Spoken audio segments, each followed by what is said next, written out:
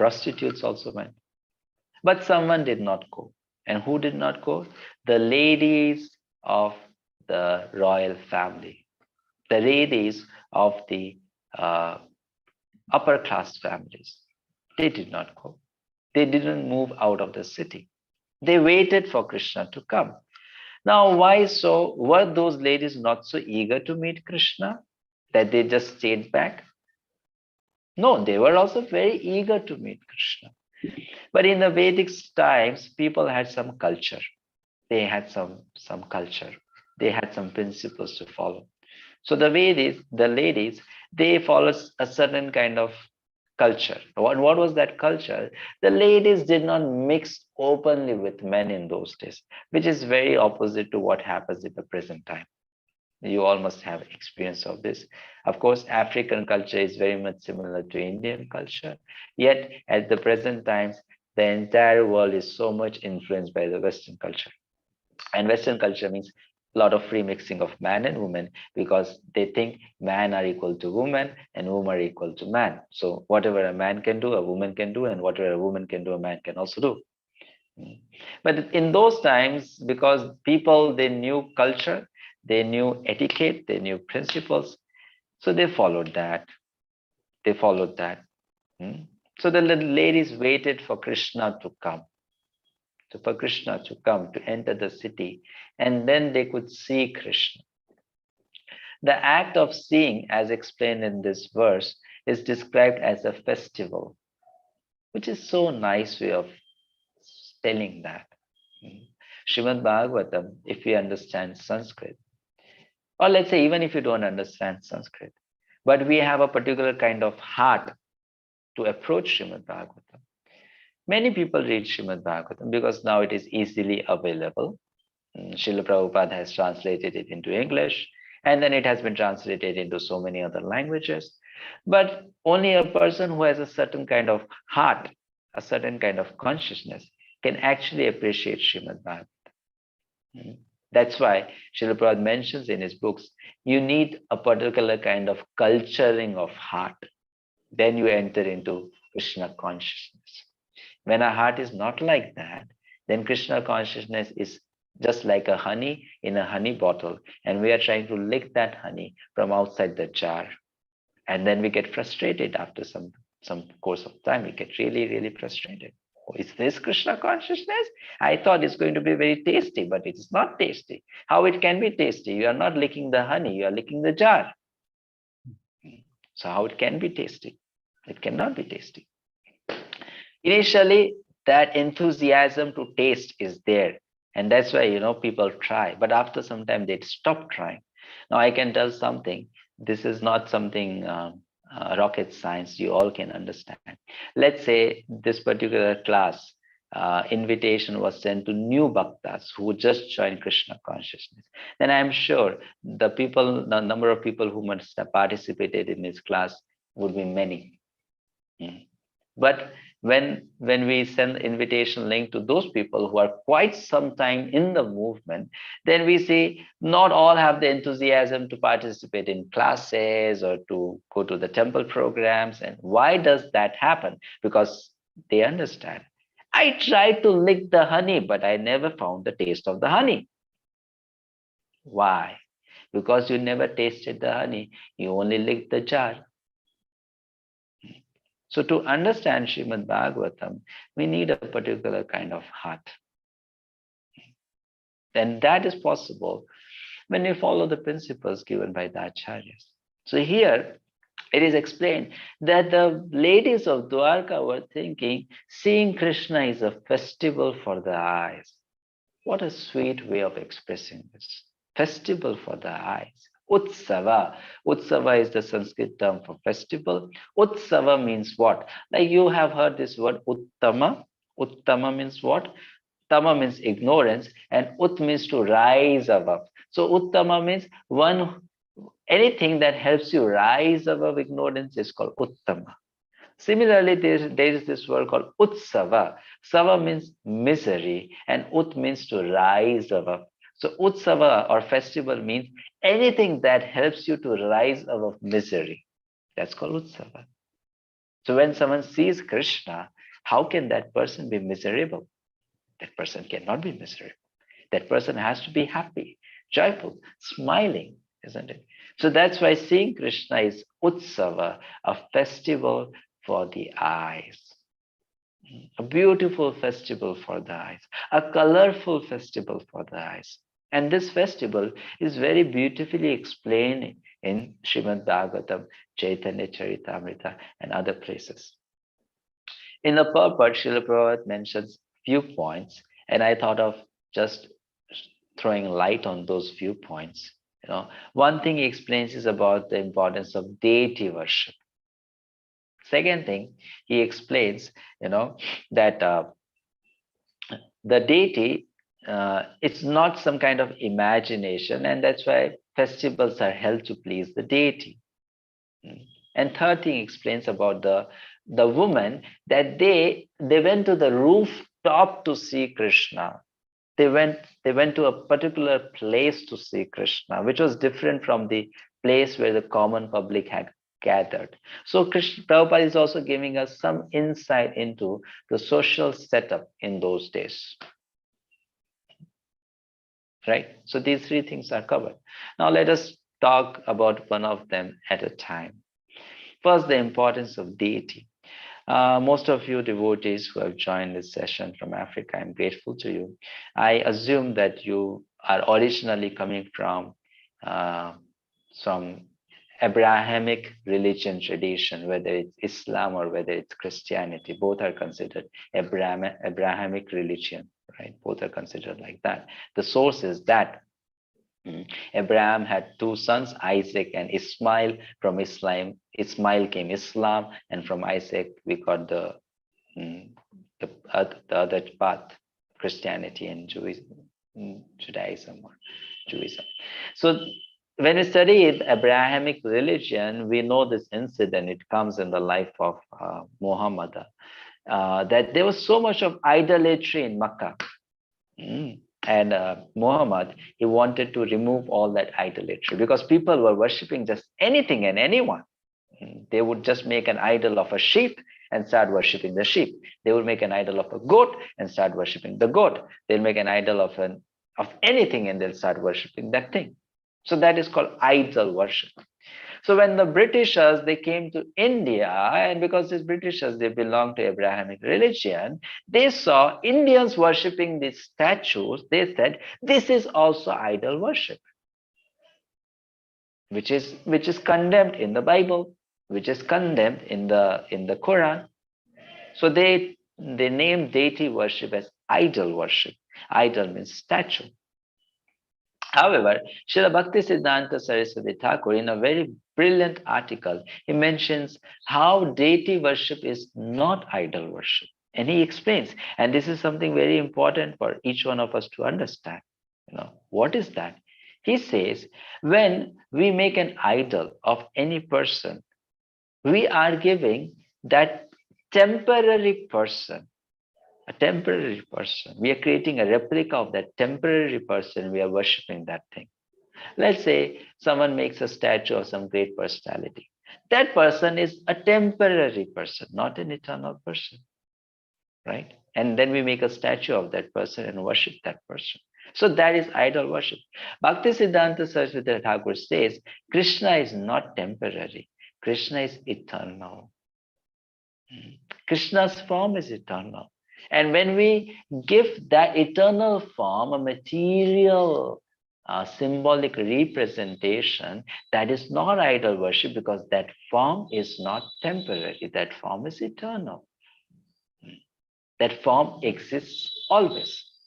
And we are just giving that form a material symbolic representation because at present our eyes are not qualified to see that form. So that's why it's not idol worship, it is deity worship. The process of carving a deity is explained by Krishna himself in Canto 11 of Srimad Bhagavatam, where he explains to Uddhava how can people in future worship Krishna.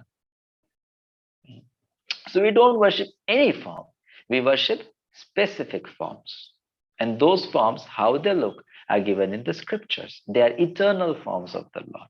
So we don't worship any stone on the street. No, we worship specific forms of the Lord. So this is not idol worship. This is a science. Let me tell you one interesting explanation given by an acharya from South India. He says, let's say a tall elephant is standing in front of a small boy, and that boy wants to touch the elephant's head. Now, the elephant is a huge animal, quite tall, and the boy is short. So the boy is trying to touch the head of the elephant. He reaches out with his hand, but the elephant is high up there. He cannot touch. But the elephant understands this boy is trying to touch me. So what the elephant does, the elephant sits down. When the elephant sits down, the boy is able to touch the head of the elephant. When the elephant is seated, does it mean the elephant cannot stand? Of course, the elephant can stand. It can stand.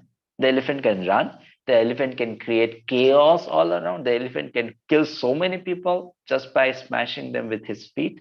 But the elephant is peacefully sitting as if the elephant is so simple and humble animal. Likewise, the spiritual form of the Lord is not accessible and approachable to a conditioned soul. Having mercy upon the conditioned soul, the spiritually, eternally, always present Lord reduces himself to a particular material form. That form can be made up of earth, sand, metal, color, mind, whatever. He reduces himself to that form so that conditioned souls can access that form. Such a beautiful example. But just like that seated elephant can anytime stand, that deity, though it appears in a reduced form, can always act spiritually, just like Krishna. The deity is Krishna, that's why. Chaitanya Mahaprabhu said the deity is not a representation of Krishna. It's not a symbolic representation of Krishna. It's Krishna, just in a form that we can appreciate, we can approach. So for each one of us who is a conditioned soul, it takes some time to understand that that deity which we see is non-different from the Supreme Lord. We sometimes think, okay, the deity is worshipable, so I do the ritual of worshiping the deity. But I don't really believe that this is God or this is a person. I don't see them talking. I don't see them blinking their eyes. I don't see them walking. I don't see them eating. I don't see them doing anything. They just stand and stand and stand. When I put them to rest, they go to rest. When I dress them, then they are dressed up. They don't do anything on their own. They're just like dolls. So a small baby child might be doing certain thing with a Barbie doll, and I do the same thing with Krishna. What's the difference? So we may think like that, but actually it's not like that. That form is Krishna himself, and that requires faith. Once Srila Prabhupada was in Vrindavan Dham, so one devotee asked Prabhupada, Prabhupada, you told us that day the story of Sakshi Gopal. I hope you have heard the story of Sakshi Gopal. The deity Gopal who became a witness to a Brahmana, and now that deity is close to Jagannath Puri. Some of you must have got the opportunity to see that deity. All the devotees here, they are very senior devotees, so they have heard it many times. Very good. Thank you. I don't know now who is senior, who is junior. I don't see anyone's face. I just see some names. So I don't know. Right. So now, then the devotees told Prabhupada that, Prabhupada, why is Krishna Balaram not doing such pastimes? Why Krishna Balaram not doing such pastimes? All the stories we hear are from the past. 100 years ago, this happened. 200 years ago, this happened. 500 years ago, this happened. Why is this not happening now? So Prabhupada said, it is happening. He said, Prabhupada, why don't we see? And Prabhupada said, you don't see. Don't say we don't see. You don't see. No. Don't say we don't see. You don't see. It doesn't mean I don't see. It doesn't mean others don't see. You don't see. Just the next day, something very interesting happened. One devotee, he came to Krishna Balram Mandir around 11:30 a.m. and he went in front of Krishna Balram and he was just looking at Krishna Balram and chanting Hare Krishna, Krishna Krishna, Hare Hare.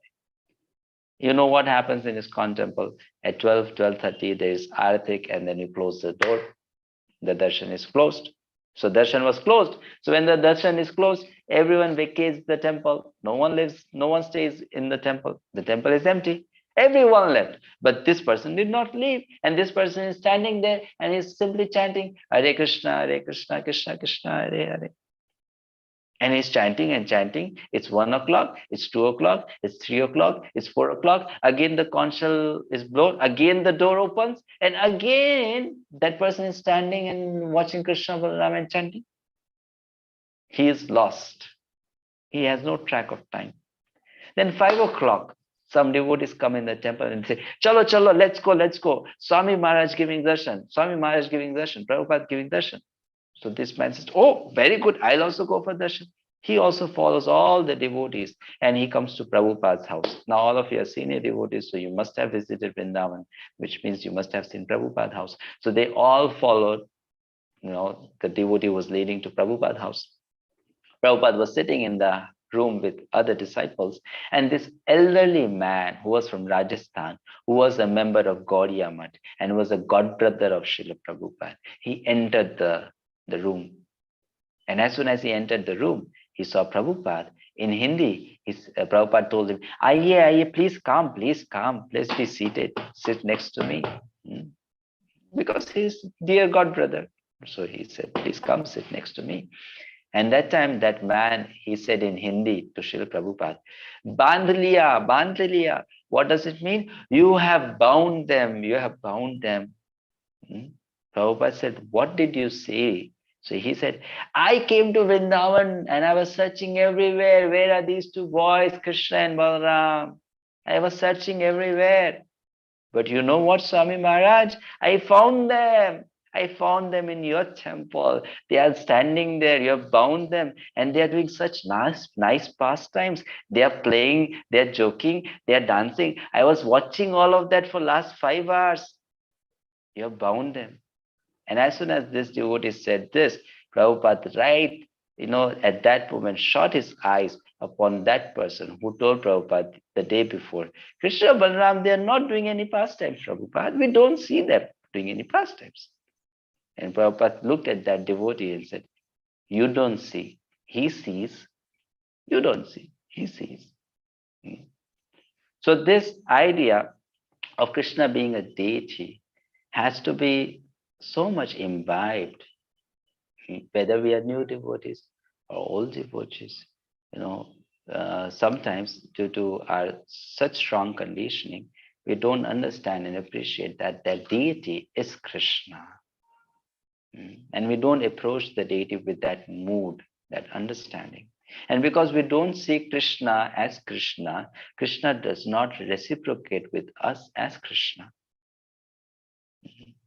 When we see the deity just as some statue, then Krishna remains a statue for us. This is how it is. This is how it works. How we see Krishna, how we approach Krishna. I'll tell you a very beautiful story in connection to this. You have heard the story of Draupadi being disrobed by the evil Kauravas in the court of Dhritarashtra. And that time Draupadi was praying for help. Please help me. And she went in front of everyone. She went in front of Dronacharya. She went in front of Vishnu Pitama. She went in front of every member in that assembly. Please help me. These people are trying to disrobe me. No one helped. At that time, Draupadi realized only Krishna can help. So she raised her hand and said, Govinda, the Lord of Dwarka, please help me. And Krishna came in the form of sari. Later on, Draupadi was complaining to Krishna in the forest. Krishna, I have a complaint towards you. Krishna said, what complaint you have towards me, my dear friend, Draupadi, Sakhi? Draupadi said, Krishna, you did not come on time. You came late. I called you, you came late. What if Dushashan would have distraught me and made me naked in front of everyone?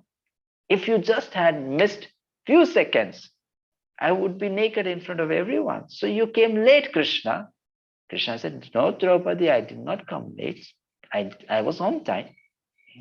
Draupadi said, no, Krishna, just for a few seconds you were late. So then Krishna explained to Draupadi something very important, and I request all of you to pay attention to this. Krishna told Draupadi, what did you say when you are calling me? What did you say, Draupadi? Draupadi said, Krishna, I said, Govinda, the Lord of Dwarka. So Krishna said, Draupadi, why did you put me in Dwarka? You put me in Dwarka. You put me so far away in Dwarka. So I came from Dwarka. It took me some time. Why you did not say, my dear Govinda, the Lord of my heart? If you would have said the Lord of my heart, I would have just jumped out from your heart. But you said, Govinda, the Lord of Dwarka. So you put me in Dwarka. So I was in Dwarka and I came from Dwarka. If you would have put me in your heart and you would have said, Govinda, the Lord of my heart, I would have come from your heart. And this incident from Mahabharata teaches a big, big lesson. What is that? The way we see Krishna, Krishna reciprocates accordingly. If you see Krishna as Lord of Dwarka, Krishna is in Dwarka. If you see Lord Krishna as impersonal Brahman, Krishna is impersonal Brahman. If you consider Krishna is 10,000 miles away, Krishna is 10,000 miles away. And if you consider Krishna is right next to me now, Krishna is right next to me now. Because he's everywhere. He is everywhere. There is nowhere he is not present. So how do we see Krishna? If we see Krishna is not in the deity, then Krishna is not in the deity. But for those who see Krishna is the deity, and the deity is Krishna, the deity is Krishna. It all depends on how we approach Krishna. Even within the realm of devotional service, as sadhakas, how do we approach Krishna? Krishna is going to come back to us accordingly. So this opportunity to see Krishna, we should prepare ourselves for that. It's a wonderful opportunity. Let me explain this to you by telling the story of Akrura. We all know the name of Akrura. Akrura, he was a relative of Krishna, and he was living in Mathura. So when Kansa, he came to know that Krishna has killed the giant bull demon of the name Arishtasur, Kansa was quite irritated. Who is this fellow who is always killing all the demons I am sending to Vrindavan? Of course, Kansa did not know Krishna's identity. So Narad Muni comes there and tells Kansa, Kansa, do you know you have been cheated, Kansa? You have been fooled by Vasudev. Vasudev tried to fool you. He told you that his eighth child was a daughter, but no, Kansa, he played on you. His eighth child was a boy, and he went to Vrindavan and he exchanged that boy with the girl daughter or girl child of Nanda Maharaj. Do you know, Kansa? The eighth child of Devaki is Krishna, who is hiding in Vrindavan as the son of Nanda Maharaj. And he is that boy who is killing all the demons who are being sent by you. So beware, he's going to kill you. When Kansa heard this, he swelled up with anger. He removed his sword. I'm going to first kill Vasudev. He cheated me. He betrayed me. He told me a lie. And I said, cool down. Don't be so excited. Vasudev is not going to do anything to you. He's not your cause of death. Your cause of death is Krishna. Deal with Krishna first. Now, Vasudev, you can tackle with him later on also. So Kamsa, he put Vasudev and Devaki in the prison house. At least put them in the prison. And then he made a strategy of how to kill Krishna. So Kansa, first of all, called Keshi demon, a horse, and said, go to Vrindavan, find this boy Krishna, kill him. And then Kansa thought, maybe this fellow will also fail. Let me make some other arrangement. So he thought, let me now call my enemy in the place where I am strong. I send demons there because that is his place. And in his place, he is strong. So let me call my enemy in my place where I am strong. So he made a plan, a strategical plan. He called the wrestlers of his country, Chanur Mushtik, and he said, we'll have a wrestling match. I'll invite these people from Vrindavan, and these boys will also come, Krishna Balram. And as fun, I'll tell them, have some wrestling game, some fun, just some kind of some kind of match. And this will be a game, but in the game you will kill them. Okay, fine. Chandramastik, yes, sir. All right. So then this was arranged. And then Kansa said, at the gate, put the mad elephant Kovali appeared. So he has strategically put so many, enemies. First, Keshi sent to Vrindavan, then Kovali appeared at the entrance of the gate, then in the arena, Chanur and Mushtik. Now there is a task of bringing Krishna from Vrindavan to Mathura.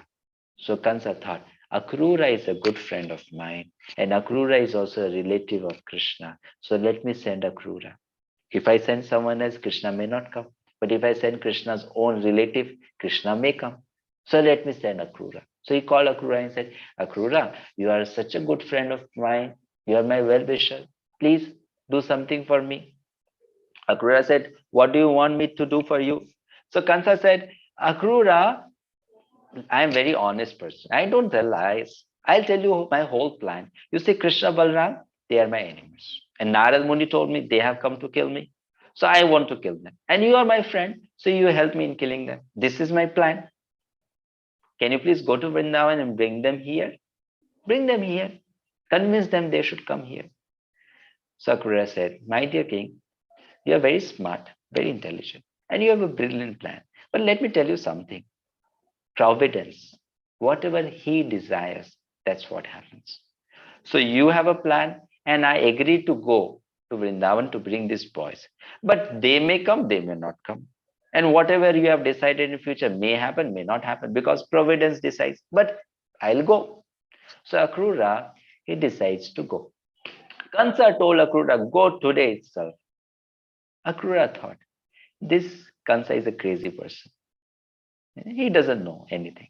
But I know who Krishna is. I know Krishna is God. I know that. So I cannot just rush to Vrindavan. Let me first prepare my consciousness before I go to Vrindavan. Because I am going to get opportunity to see Krishna, which is a wonderful opportunity. So let me prepare myself. Before seeing Krishna, let me prepare myself. So Akrura, he doesn't go the same day. He spends some time in solitary preparation of going to Vrindavan to see Krishna. We do this every day. Of course, I don't know who all does it, but in general, we all supposed to do this every day. That at night when we go to bed, we prepare ourselves to next day see Krishna in Mangalartik. So we do that every day. We also try to see Krishna every day. We go to the temple, try to see Krishna. So Akrura, he tried to prepare his consciousness. And the next day when Akrura left for Vrindavan, it's so beautifully described. Akrura is thinking, I'm so fortunate. Thanks to Kansa. I'm so grateful to Kansa that he's giving me this opportunity to see Krishna, whom the yogis, they meditate for thousands of years to see that Krishna within their heart, and still they are not successful. I'm going to see that same Krishna face to face today. Oh, how fortunate I am. How fortunate I am. I'm getting this opportunity to see that beautiful form of the Lord. Anyone who sees the shining nails from the lotus feet of Krishna, that person gets liberation. What to speak of the shining nails? I'm going to see the full Krishna, the lotus feet, the body, the face, the smile, the beautiful eyes, the curly hairs. I'm going to see everything. I'm so fortunate. And then Akrura says, what good thing I have done in my life that I'm getting this opportunity? I have not done any good activity. I have lived. Of course, Akrura have not lived, but it applies to conditioned souls. I have lived such a sinful life. What credit do I have that I'm getting an opportunity to see Krishna? What credit do I have? I don't have any credit. So Akrura was thinking, just like a Shudra is not qualified to study the Vedas, or a materialistic person is not qualified to appreciate Krishna consciousness, I am not qualified to see Krishna, but I'm getting this opportunity. Let me appreciate it. Let me be grateful for it. Mathura is not that far from Nandagaon. Krishna was living in Nandagaon in those days. Mathura is not that far. Today also, if you go by car, it takes not more than 1.5 hours from Mathura to Nandagaon. And in those days, the chariots they moved at the speed of the cars today. The chariots were not slow in those days; they were very fast-moving chariots. So Akrura was so absorbed in the thought of getting the opportunity to see Krishna that though he started in the early morning, he reached in the late evening. Why? Because many times he fainted on the way. Thinking of Krishna, he just stooped down. He fainted. He got unconscious. The joy of seeing Krishna was so strong that he just fainted so many times. He lost the way. And then Akrura is saying, when I see Krishna, that will be a festival for my eyes. Just like here the ladies are saying, it will be a festival of the eyes to see Krishna. Akrura is saying, when I see Krishna, it will be a festival for my eyes. And I request now all the devotees to try once doing this. Of course, we all have taken darshan of the deities so many times in our life. Try doing this once in your life and you will see the magic happen. One day at night when you go to bed, you just start meditating on that form of the Lord, which you are going to see the next day in Mangalarti. Just meditate and think about this. Oh, I'm so fortunate that tomorrow I'm going to see that form of Krishna. I'm so fortunate. Think about it. Go to sleep like that.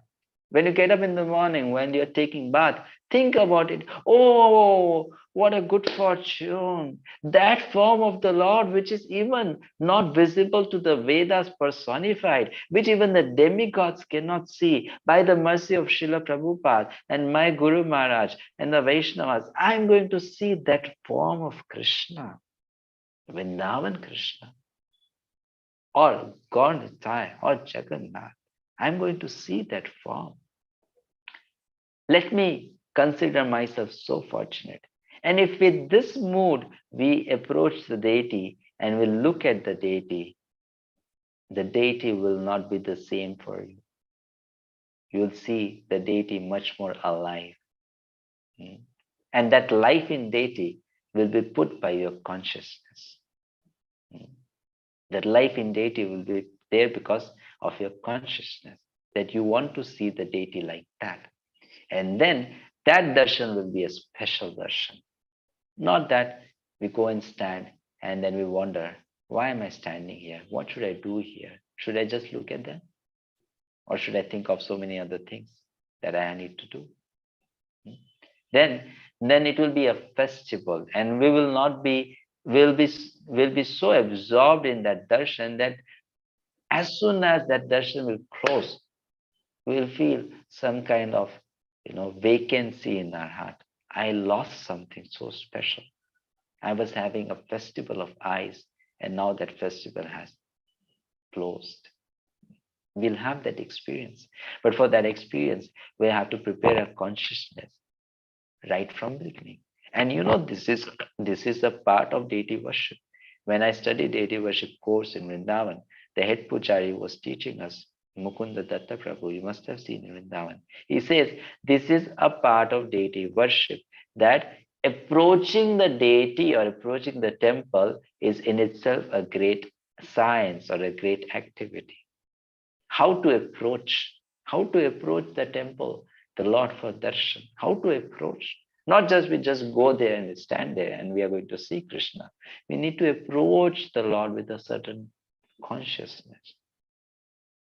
And then the Lord is going to reveal himself to us. So Akrura is teaching that so nicely. That's why the prayers of Akrura are so important. When it comes to take darshan, when it comes to go to dham, we can cultivate that kind of consciousness by studying this prayers of Akrura. It comes in Canto 10, chapter 39. mm, Srimad Bhagavatam. Very beautiful, very, very beautiful. It's so juicy. mm. Of course, because of my limitations, I cannot express it that way. But if you read it directly from Srimad Bhagavatam, it is so nice. So that is explained. Now coming to the last topic, which is about why the women they went on the top. So Prabhupada explains that in the Vedic times, women were given a lot of respect. Not that they were considered inferior. Those who are feminists, they would think so, that women in the Vedic culture were considered inferior. But because they have inferiority complex, they think like that. Women in the past, they were given much more respect than the men. And that's why they were given positions which were at a different place from men. This is something which can be understood by common sense. A person who is respected will never mix with the crowd. That person will be given a special space away from the crowd. Very easy to understand. So when you say free mixing is showing more respect to women, actually it's not showing more respect to women. Actually, it's bringing down the position of women from a higher position to a lower position. That you let them mix freely with anyone. But in the Vedic times, the women were giving a special position, a more respectful, a position of greater respect. They would stand on top and the men would walk on the road. So which is more respectable, to stand on the top or to walk on the road? But nowadays, women, they think women in the Vedic times were mistreated, or they were treated as slaves, or they were considered inferior. We should know what happened in the past few centuries. That was a perverted version of Vedic civilization, not the real Vedic civilization. In the real Vedic civilization, women were always shown more respect, much more respect. When Nand Maharaj moved from one village to another village, the men walked, the ladies were carried in the bullock cart. So we don't see the ladies there fighting for equal rights. Why you men walk? We also want to walk. No, they was peacefully sitting in the bullock cart and going from one village to another village. They were given more respect. Similarly, here we see the women, they went onto the rooftop so that they can very nicely see from their Krishna without any disturbance by that crowd which is on the street. So that was a culture, and that culture can only be appreciated by having a certain kind of understanding. In the modern times, people have a very, very cross way of thinking. So that's why they think like that. And then they think the people in the Vedic times, they mistreated women. It was not at all like that. I can tell you from my experience of whatever little Indian culture I have seen, women are always being given more respect in those families which are good families in the society.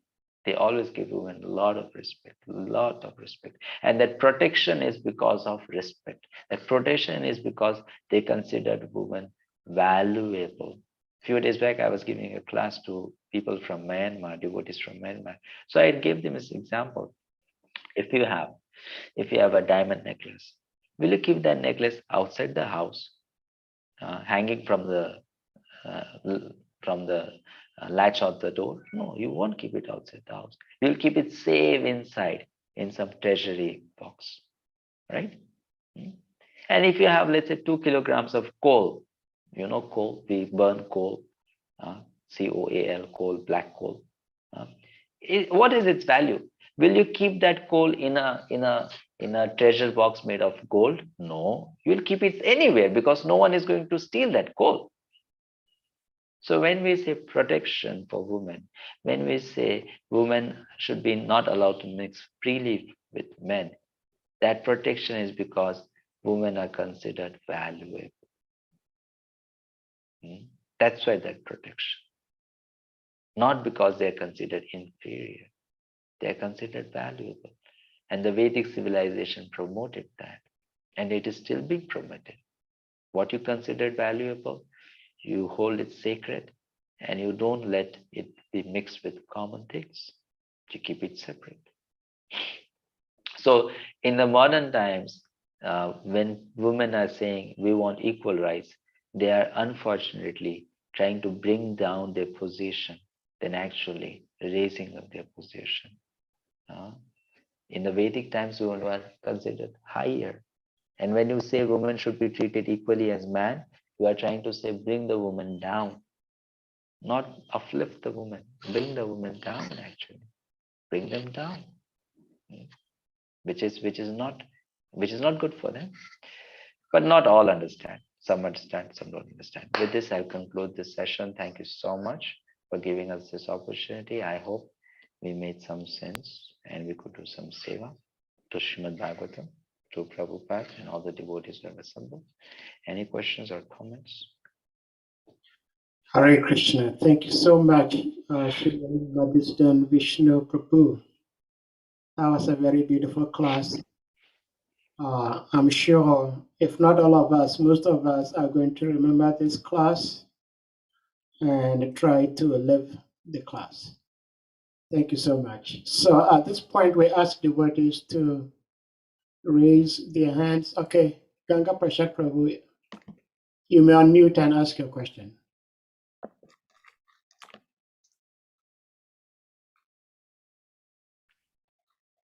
Hare Krishna.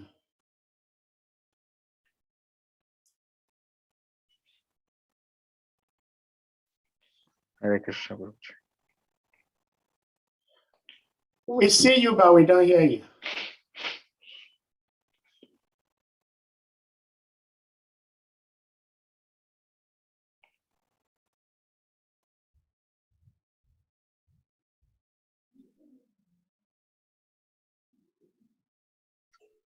Krishna, you can hear me now?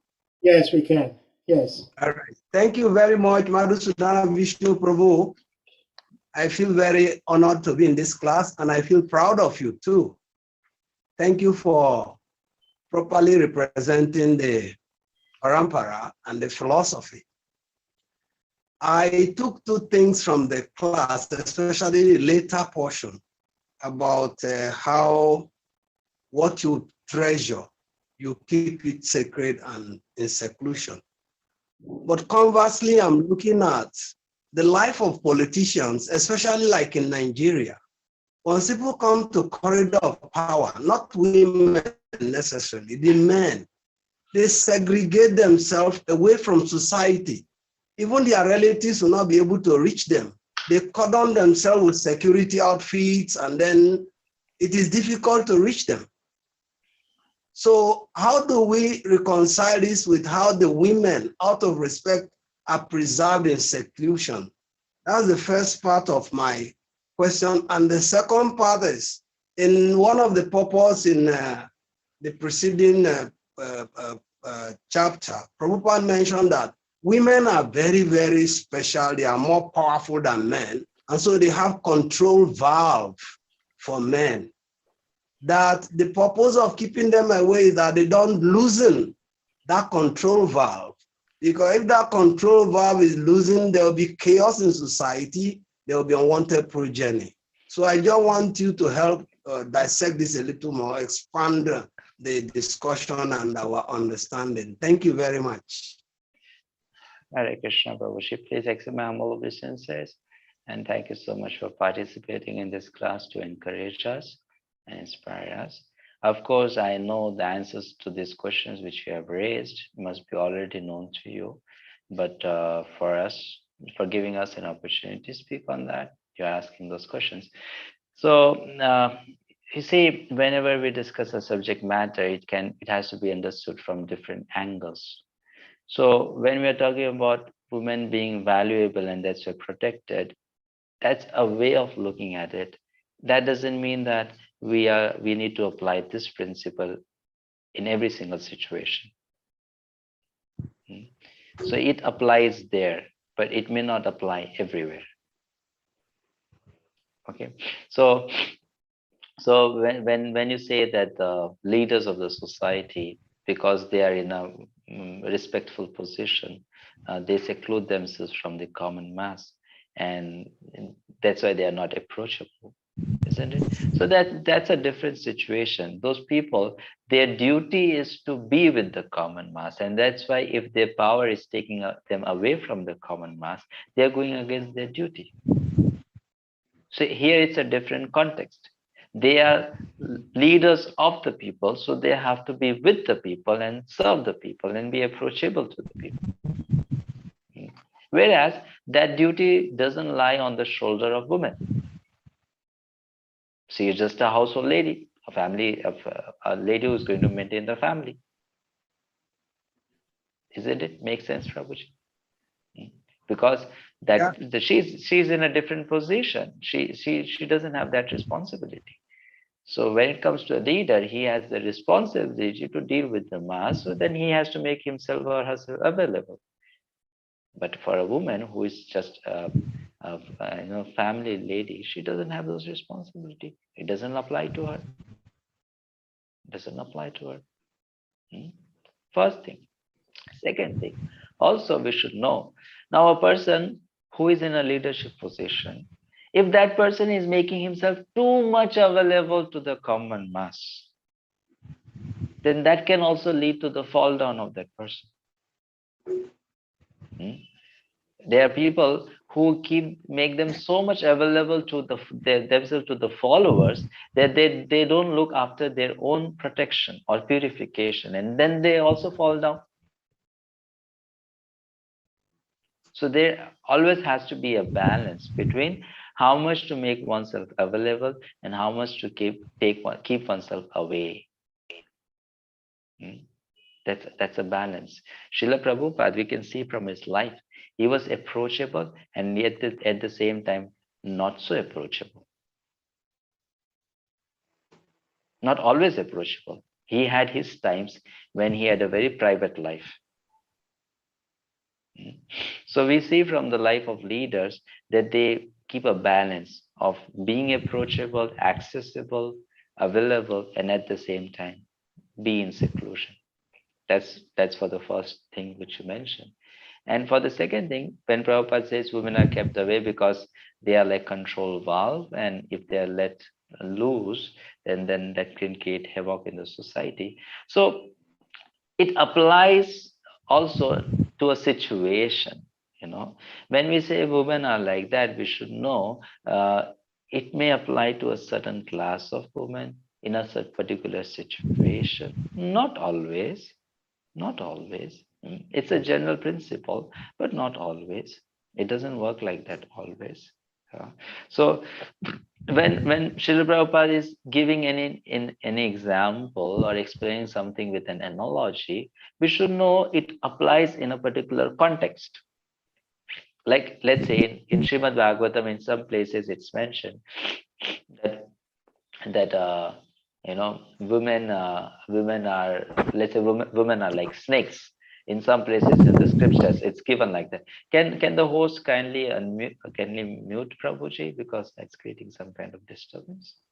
Yeah, thank you. So it's mentioned in the scriptures in some places that women are like snakes. Now it's mentioned there in a particular context to teach us a lesson. That doesn't mean that we go and label every woman on the planet Earth and say you are a snake. Isn't it, Prabhuji? We can't do that. So that is a particular context in which a particular lesson has to be given. So a particular comparison is made. Likewise, Srila Prabhupada is making a general comparison that women are like a valve, like that. But where does that analogy fit when we have a society of conditioned people? Let's say if it's a society of pure devotees, will this analogy fit there? It won't fit there. Isn't it? It won't fit there. It won't fit, because they're all, after all pure devotees. So how there's not going to be any sexual attraction, no way someone losing control, nothing like that. So in some places certain things work, in some places some other things work. In general, it's true, man and woman attraction is very strong, so they are kept separate. But that's not the only reason for keeping them separate. That is one reason. That's not the only reason, right? That's one reason. That's not the only reason. I see in Vrindavan temple, I don't know, Prabhu, if you visited Vrindavan during Kartik, but your daughter was in Vrindavan during Kartik, Giridhari, she was there. So in Vrindavan in Kartik, thousands of people come to the temple, and we all in Damodar month, we do lamp offering to the Lord, right? We do it everywhere in ISKCON, we offer lamp to the Lord. So separate arrangement was made for man and woman. Women had their queue and men had their queue to offer the lamp to the Lord. So now in this position we cannot say man and woman are kept separate because women are like the valve, and if the man and woman are allowed to mix freely, then there might be some chaos there, some kind of havoc might be created.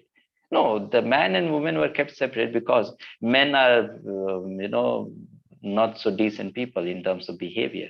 They'll push each other around, and they'll try to jump on top of one another and create so much of nuisance. I experienced that.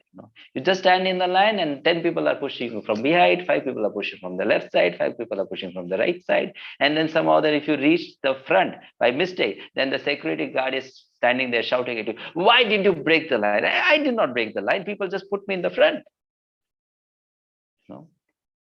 Now, if we, let's say, put a poor woman in that crowd, people are going to make chutney out of her. So for that reason, they are given a separate line where very peacefully, without pushing one another, they go one by one to the front and offer the lamp. So there, the management decided to keep the man and woman separate, not just because man and woman, there's so much of physical attraction, and if they're put together, then they will become lusty towards one another. They put them separate for some organizational reason, for the safety of the woman. If they put the woman in between the men, then men will all just, all the women, they will come out with so much of bruises on their face and their body, and they'll be hurt. So in different situations, there can be different reasons for taking a decision. That's what I want to say basically. In some places, it might be man and woman attraction is strong, keep them separate. In some places, it might be men are not so good in behavior, keep them separate. In some places, it might be that women have to be shown more respect, keep them separate. I don't know if it made some sense. Thank you very much. Makes a lot of sense. Thank you very much. Hare Krishna. Hare Krishna, Prabhu. Hare Krishna. Thank you so much for that wonderful answer. If any devotee has any question, okay, Shriman Varaha, you may unmute and ask your question. Hare Krishna, can you hear me? Yes. Hare Krishna, can you hear me? Yeah, we can hear you. All right, fine. Thank you, Prabhu, for your nice lectures. So many beautiful points were raised. I would like to raise some points about deity worship, because there's a lot there. But one particular point which I would like to draw attention to is that the Britishers came to India and they called the deities idols. And up to today, Indians are still calling deities idols. But statues don't mean idols, because the Christians or the Britishers also have statues in their churches, and they call them religious icons.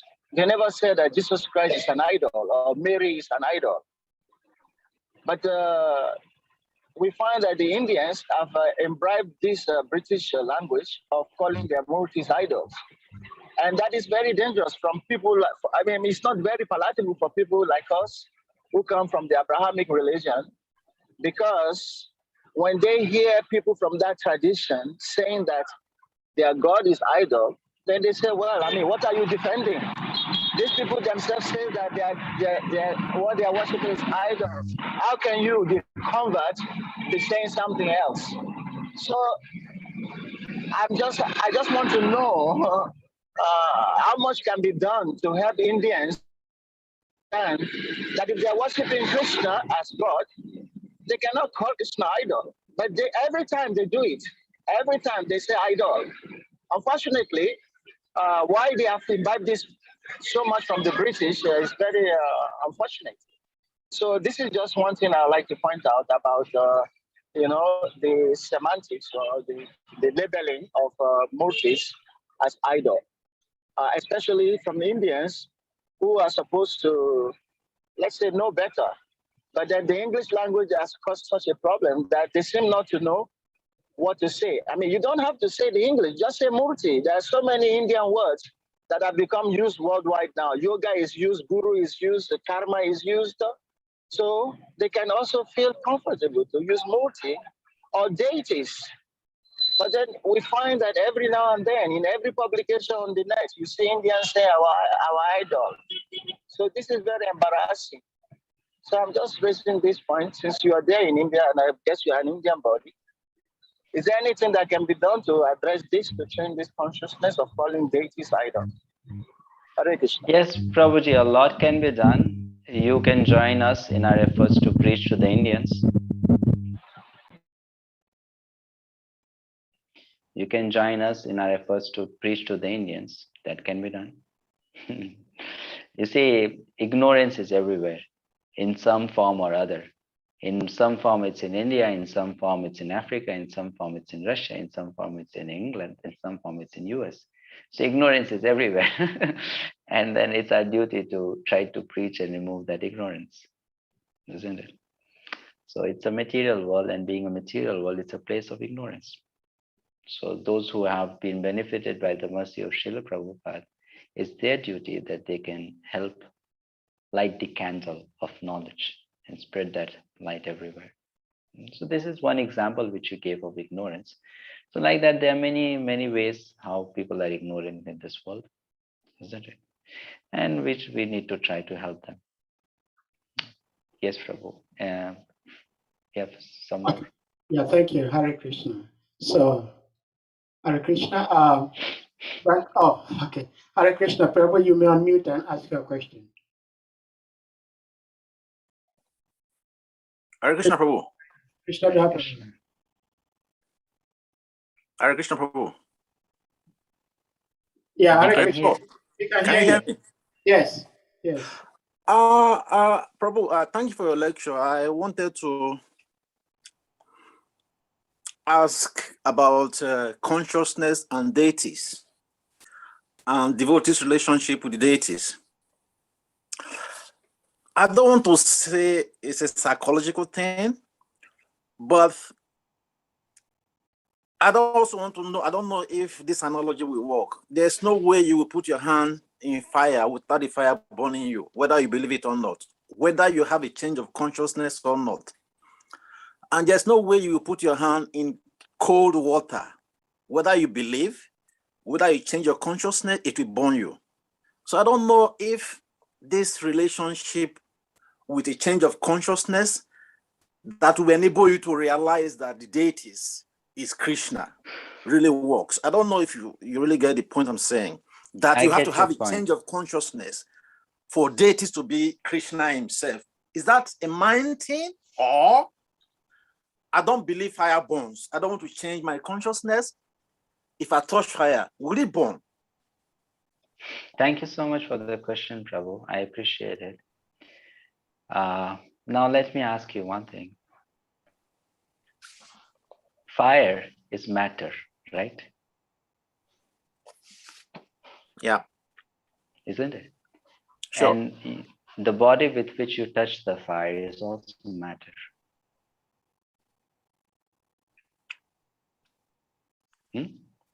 The cold water is matter, and the body with which you touch the cold water is also matter.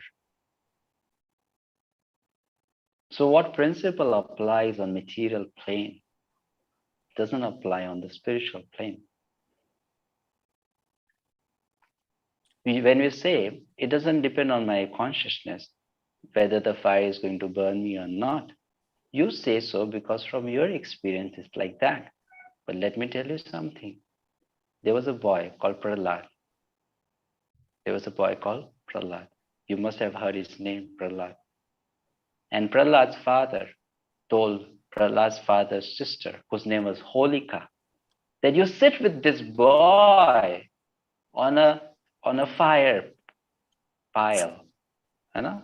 You sit with this boy. Why he said so? Because this lady, she had a boon. And what was the boon? Fire cannot burn her. Fire burns you, fire burns me, but fire cannot burn her.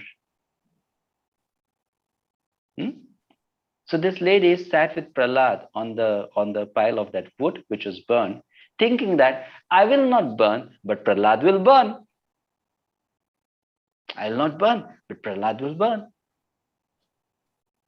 When Prahlad is a 5-year-old boy who sees Krishna everywhere, his consciousness is different. He sees Krishna everywhere. So in that fire also he saw Krishna.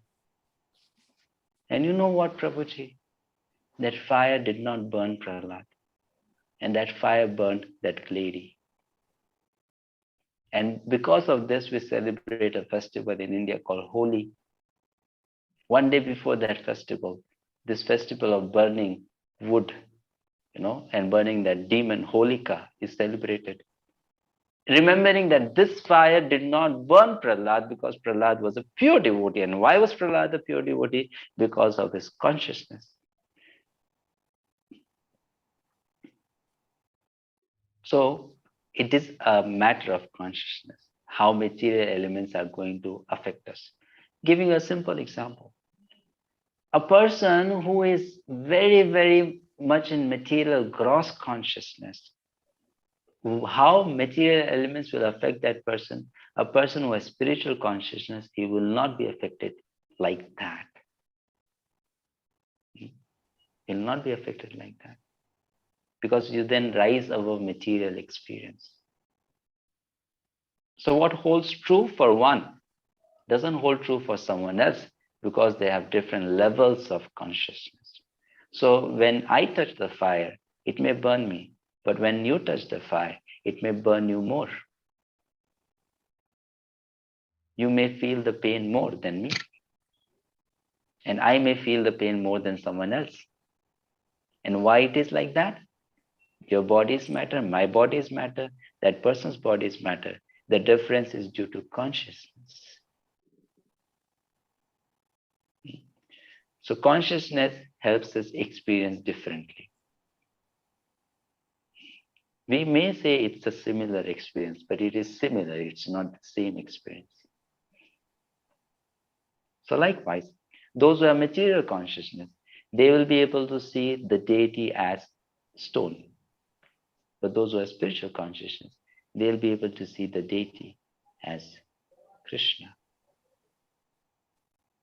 It's a matter of consciousness. Same energy works differently. And Prabhupada used to give a very nice example. If someone is an electrical engineer, electricity is an energy. Energy is energy. That's all. But an electrical engineer, if he wants to use that energy to heat up, he can use it. If that engineer wants to use that energy to cool something, he can use it like that. How is the experience depending on the thought of the person, isn't it? That person wants to use that energy to heat up the room, he can use that way. And the person wants to use that energy to cool up the room, he can use it like that. Now that depends on the thought of the person, which depends on the desire of the person, which is related to the consciousness of the person. So consciousness plays a very important role on our when it comes to experience. Very important role. So is consciousness a sign of purification or a sign of purity? That is, if you have a change of consciousness, is it a sign that we are pure to see the deities? No, it's first of all, please try to understand what consciousness is. Consciousness is a quality of the soul. Okay, that is there in everyone. Everyone has consciousness. Okay, but then that quality of the soul, it means to be aware. How am I aware? What is my identification, identity, awareness? Then in that way, the consciousness becomes covered. So purifying the consciousness basically means to uncover that consciousness. The more we uncover, the more the consciousness is pure. The more the consciousness is pure, the more one is able to see things as they are. So when we say Krishna consciousness, it's the most pure form of consciousness, because that is the truth. And when it is covered consciousness, then it is impure consciousness. Then we don't see the things the way they are. Consciousness is a quality of the soul. It's a symptom of the soul. And just like, let's say there is an electric bulb. So that bulb is the source of light, and that light is coming out of that bulb. And that light spreads throughout the room, illuminating the room. Likewise, the soul is like the electric bulb, and then the light coming out of the electric bulb is consciousness. It's a quality. Now, if I cover the bulb with a yellow paper, the light that will come out of the bulb will be yellow in color. If I cover the bulb with green paper, the light that will be coming out of the bulb will be green in color. Isn't it? Likewise, when our consciousness is covered by different levels of material impurity, our experience in this world is changed. We see things with that level of impurity. And that's how we are, seeing it different from the reality. And that is what illusion is. That is what Maya is. So spiritual life means it's everything about bringing a transformation in consciousness, making the consciousness pure. And that doesn't happen by going through a self-made purification process. That process is given in the scriptures. We follow that process, the consciousness becomes pure. It's a science. Hare Krishna. Hare Krishna. Thank you so much. Prabhu, do you have a follow-up question? Otherwise, there are 2 hands up. No, I'm fine. Okay, thank you so much. So, Kavikana Prabhu, you may unmute and ask your question. Yes, thank you very much, Prabhu. Thank you very much. My own is just like a contribution. It's contribution to what Shriman Param Acharya Prabhu was saying about the use of space. because of the use because of the word either. So I was saying, just like Prabhu also mentioned, how guru, karma, and other words have become famous in the world, and people use this they use them like a normal word now. And so I'm thinking also idol very soon, because English, we know that English is a street language, and meaning are given to English word based on how it's being used on the street. So I'm very sure now people are used to calling famous celebrity their idol. They have program they do idol, how to become an idol and all those things. And maybe in short time before you know, the meaning of the word idol may change. I just my own thought, thinking about the word English. Okay, Hare Krishna. Shri Madhusudana, Vishnu Prabhu, do you have something to say about what Kavikana Prabhu just said? Otherwise, No, it's okay. Okay, so we go to Shriman Varaha Prabhu. Yes, Hare Krishna. Hare Krishna. Thank you, Kavikana Prabhu. Thank you for that contribution. The question about relating to deities based on consciousness, that question asked by Krishna Prabhu is what I want to follow up on. Madhusudana Prabhu observed that we Africans are probably from the Abrahamic religion, Christian, Islam, but more than that, we have our own voodoo religion, African religion called voodoo, and the majority of Africans have experiences based on that. Now, following up on the question he just asked, we have voodoos, which like African divinities or deities, which you don't joke with. Like he used the example of fire, you know, even if I believe, I don't believe, I thought it is on me.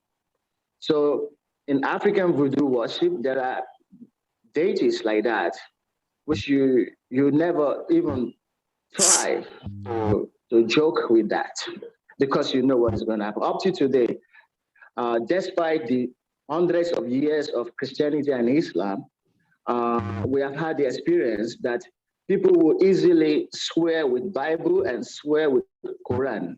Then when you give them something related to the Ogun or god of iron, or to Shango, god of thunder, they will not swear. This is an experience all over Africa. People know it, that you don't even try it to lie. So that kind of give respect to the tradition and to those kind of divinities. So when he was asking this question, I could figure out in his mind what he was trying to say about, you know, our relationship with deities. Like for instance, Shalagram Sila, it's highly revered in the Hindu tradition. You don't joke with that Shalagram Sila also. So many will not even try to want to worship Shalagram Sila. So that is in the context he was asking his question. But Krishna is so merciful. Jagannath is so merciful that, you know, they don't give that kind of physical reactions like that. But there are some murtis, there are some divinities that, you know, they don't tolerate at all. So this is the kind of question I was asking in relationship to deity worship, where you have this kind of experience. Do you need to necessarily to believe or not to believe? Because the effect is immediate. The effect is visible. And over the years, people have seen this and they don't joke with it because they know, don't try it, otherwise you're gone. So this is some of our own experience from our own African traditional background called voodoo, with deity worship or with murtis, or, you know, representations of divinities. We have this experience here. So this is the question I was asking. I just make it as a contribution, but if you have something to, if you get the point clearer now, if you want to say something on that point, then we are all ears. Haribo. Thank you for the clarification, Prabhuji. I appreciate your efforts to clarify someone else's question. However, now please try to think deeply about what you said. Prabhu, can you please mute him? Yeah, try to think deeply about what you said. You said we don't joke with our deities because the reaction is immediate. So do you mean to say if you joke with Krishna or Jagannath, there won't be any reaction?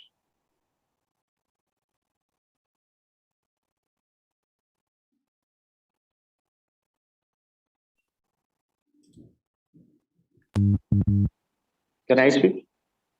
Yeah. Any question that I should answer? Yes. It's a simple yes or no answer. If you say, no, of course, we know that, you know, long-time reactions are there, but it's not like in the case of demigods. Demigods are very, you know. Okay, but that's not the point. The point is, my consciousness plays a role. That's the point. Whether I'm getting immediate reaction, I'm getting long-term reaction, I'm getting reaction after 5 days, I'm getting reaction after 5 seconds, I'm getting reaction after 5 years. The whole point is consciousness plays an important role.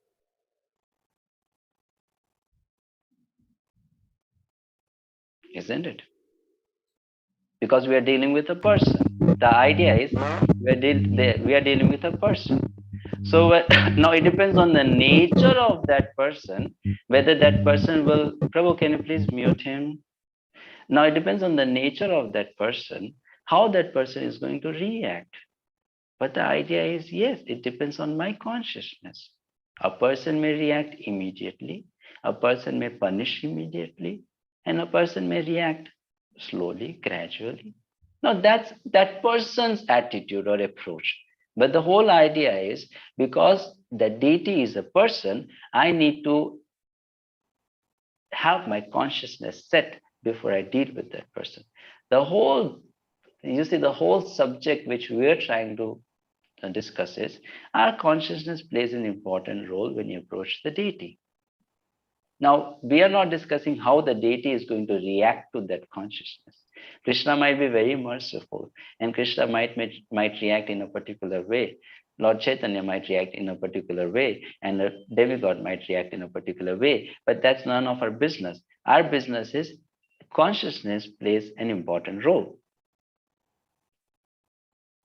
when I'm approaching the deity, because the deity is a person. So it doesn't matter whether the deity is of some voodoo religion or Abrahamic religion, Islamic religion, or Judaism, or whether it's some Hindu deity. The idea is the deity represents a person, and that's why consciousness is important. That's the whole point. So of course, we can beat around the spiritual bush and not come to any conclusion. But the idea is this, that consciousness plays an important role when we approach any deity. That's the whole idea, because we're dealing with a person. And some deities may react immediately, some may not react immediately. That depends on the temperament of the person. Just because the person reacts immediately, we cannot say this person is more powerful, or this deity is more alive. It's not like that. It's not like that. Like, for example, let's say we have our host today. Prabhu, what's your good name? Who is hosting the meeting today? Sahadev. Sahadev. So you are very much like Sahadev. It seems like that very calm and composed person, right? So Sahadev Prabhu is like that. He is a person, and I am a person. I am a little temperamental person. So please don't mind my words and jokes and comments. I am a little temperamental person. So now let's say Sahadev Prabhu and we two are there. Let's say, assume that I am a deity. He's also a deity. Let's assume like that. Okay. And I am a very fiery deity, and he is a very calm and composed deity. So now you approach Sahadev Prabhu and you crack joke upon Sahadev Prabhu, and he's a deity, but he's a very calm person, so he may not mind your jokes so much. But I'm a very temperamental person, and if you play jokes with me, then I may emit fire from my mouth. But the whole idea is I'm a person and he is a person. And the way we approach, the consciousness with which we approach, we are going to deal accordingly. The whole idea is that. So whether this principle applies to deity from any part of the world. If it's a bona fide deity, it's a deity of a person who actually exists, the reaction is going to be there based on our consciousness. That was the whole subject matter, the essence. So we request the Vaishnavas who have assembled here to take the essence and overlook the imperfections. I am a conditioned soul and I have imperfections, needless to say. So please take the essence. The essence is prepare your mind so that tomorrow when you go to see Krishna on the altar, this darshan of yours will be more enlivening for you, and then you'll be more happy in your Krishna consciousness. With that, I think I would like to conclude here. It's late for me, and I have sufficiently bored all of you, and you tolerated me. Thank you so much for giving this opportunity to do this seva. Hare Krishna. Hare Krishna. Thank you so much, Madhusudana Vishnu Prabhu. Thank you so much. Thank you so much. I read this long time ago where Mahatma Gandhi said his father taught him two things. He says there are some people who do not render any service, but they get credit for the service being rendered. And there are those who render the service, but do not get credit for the service rendered. And there is a silent hero in the name of Giridhari Puja Devi that most of us do not seem to see her oftentimes, but she's at the background bringing such wonderful souls to our platform to help enlighten us. So Giridhari Puja Devi, we thank you so much. And Prabhuji, we thank you so much. And please be kind enough to revisit us whenever you have the opportunity to be with us. Our house is always welcome, open. And by your visiting us, our house will be turned to home. You've made our house a home today. Thank you so much.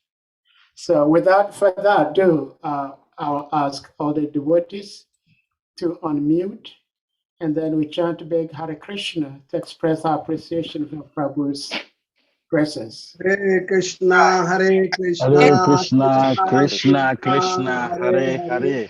Hare Hare Rama, Rama, Hare Rama, Rama Rama, Hare Hare. Panchakalpatarubhyasya Kripasindhubhyevacha Patitanam Pavanambayo Vaishnavabhyo Namo Namaha. Hare Krishna. To Shri Madhusudana Vishnu Prabhu ki jai. Jai. To Srila Thank you. Prabhupada ki jai. Devotees. Hare Krishna. Haribo.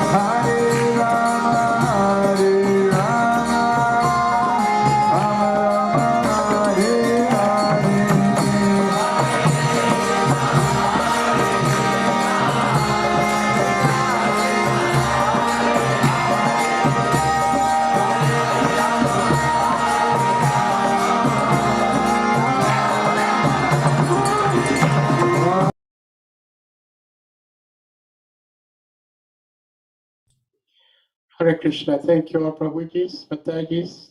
So we see you again tomorrow. Hare Krishna.